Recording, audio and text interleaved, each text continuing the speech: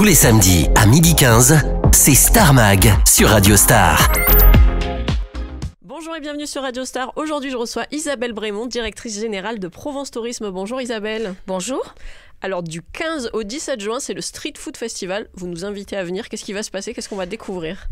Alors beaucoup de choses évidemment. Alors le Street Food Festival s'inscrit dans le cadre d'une programmation beaucoup plus large qui est Marseille-Provence Gastronomie, qui est une programmation événementielle avec pas mal de thématiques. Et là, le Street Food Festival s'adresse essentiellement aux familles, aux jeunes. L'année dernière, on avait environ 40 000 festivaliers sur cette grande esplanade de 6 000 m² qui est devant la Major avec un balcon sur la mer, une vue sublime. Cette année, on aura environ une petite cinquantaine de participants, que ce soit des restaurateurs, des vignerons, des brasseurs. Et la thématique, évidemment, année olympique, c'est la cuisine du monde. C'est ça.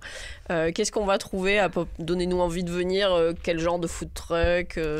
Alors, on a surtout de la cuisine du monde. Donc, on va avoir évidemment cuisine italienne, libanaise, espagnole, vietnamienne. Donc, vraiment la cuisine du monde. On a quand même une sélection qui a été faite, j'allais dire, de façon assez stricte. Ce sont des personnes, évidemment, qui sont sur le territoire, qui travaillent avec les produits locaux. Et puis, on a une attention particulière cette année sur tout ce qui touche à l'éco-responsabilité. Donc, la question de la vaisselle, de la gestion des déchets, de l'accueil aussi et de l'hospitalité. Donc, ce sont, j'allais dire, les meilleurs du territoire qui seront présents sur ce street food.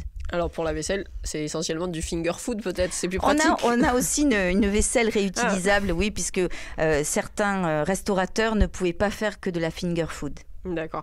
Alors là, c'est l'année olympique, vous l'avez dit. Quelles vont être les retombées au niveau du tourisme cette année? J'imagine que ça va être bien.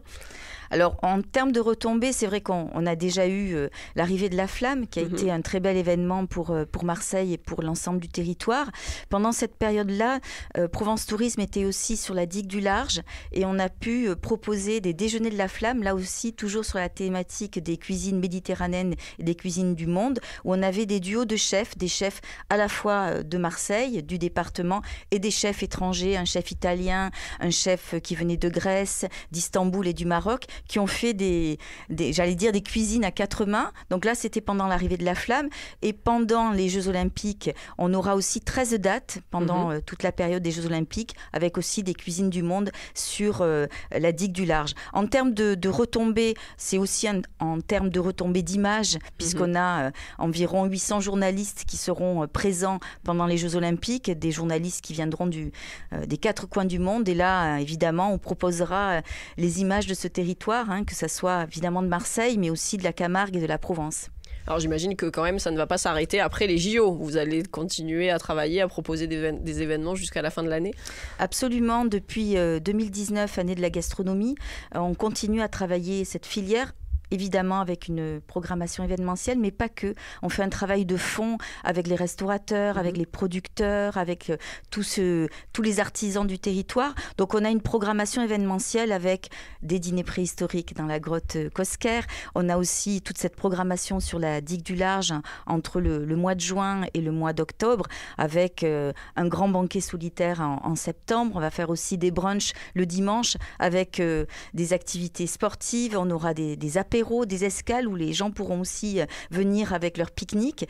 Et puis, on a les dîners insolites au mois de juillet, 20 dates sur l'ensemble du département, que ce soit en Camargue, les Marais Salants, mais sur le château, l'esplanade du château des Baux ou à Boulbon, mais encore aussi des carrières à Marseille ou à Cassis, dans des domaines viticoles. Donc, on a évidemment un patrimoine exceptionnel. Depuis le début des dîners insolites, c'est la 5e année, 100 chefs différents ont pu proposer leur cuisine dans ce cadre-là. Alors là, les JO, l'été, ça va drainer énormément de monde. Comment on fait pour réguler ces flux de touristes? Alors, on a un programme, on va dire, de propositions, de circuits, de packages, on appelle ça les micro-voyages, pour permettre aux personnes qui seront ici d'aller découvrir d'autres sites. C'est vrai qu'on peut très facilement sortir de Marseille, aller dans le pays d'Aubagne, dans les Calanques, à Cassis-la Ciotat, au Beau-de-Provence, encore en Camargue, ou à Arles. Donc on a aussi cette idée de faire en sorte de découvrir l'ensemble du territoire. On a aussi l'étang de Berre, qui est un coin absolument magique est moins connu. Donc beaucoup de propositions de découverte sur l'ensemble du département. Notre département, il a tous les atouts pour accueillir tous ces touristes. Absolument, on a un département, alors je dois manquer par moment d'objectivité, mais on a 2 millions d'habitants, 50% d'espaces naturels préservés et à préserver avec des parcs, que ce soit un parc national, mais des parcs régionaux, Grand Sainte-Victoire. On a une production agricole incroyable, des manifestations culturelles entre les rencontres de la photo, les rencontres de la Roque d'Enterron ou encore le Festival d'art lyrique. Donc oui, un territoire assez exceptionnel. Donc beaucoup de propositions dans les semaines à venir. Où on peut retrouver tout ça? Sur les réseaux sociaux, sur un site internet? Alors on a notre site myprovence.fr où vous pouvez retrouver évidemment l'agenda culturel, mais aussi des propositions de découverte, beaucoup d'éditorial.